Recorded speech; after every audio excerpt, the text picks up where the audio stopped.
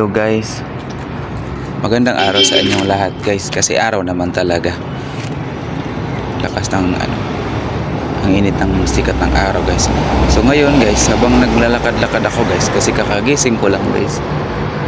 Habang naglalakad-lakad ako guys, maghanap talaga ako ng makakainan guys, kasi wala pa akong almusal guys. Doon lang tayo sa mga mura-mura, mga turo-turo guys, baka affordable lang. So ayun guys, libot-libot ako dito guys sa area ko guys, saan ako guys nagstay. So ayun guys, nakita ko tong kapihan guys, na kakaibang kapihan guys ba. Parang ano ba guys, parang Starbucks ba guys. Kaya ang iyang color guys, parang Starbucks man.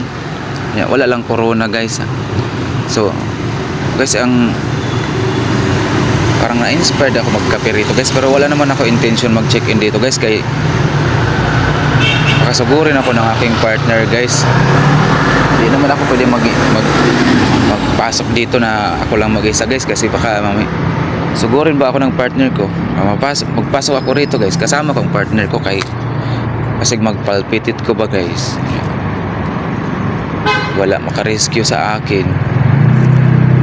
So ayun guys, ilibot ko muna kayo guys dito sa buwan guys, sa gilid ba. Ang ganda ng mga kwarto nila guys.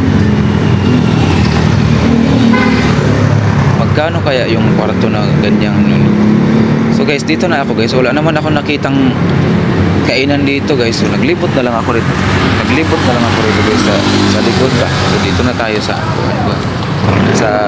sa likod ba, sa back entrance siguro ni, kasi ayan nasa likod. So ayun na guys, tinignan ko yung mga tarpaulin nilang naka-display guys, nga magagandang room man. Magkano kaya ito guys? Curious lang ko ba, curious. Wa pa ba ako katilaw kung sa ilasaan ng frap latte o espresso. Tapos yun lang, hindi naman ako pwedeng mag-check-in ako lang mag-isa guys, kasi baka magpalpitit ako guys, baka magalit ang partner ko guys. Tuluyan na talagang di magpapalpitit ang aking buhay guys. So ayun lang guys, update lang ako guys sa aking na survey. Kung gusto nyo guys magkape rito guys, dito lang yan guys sa Don Vicente ang guys, sa Bagong Barrio, Caloocan City, Barangay 136 siguro dito. Basta search nyo na lang guys.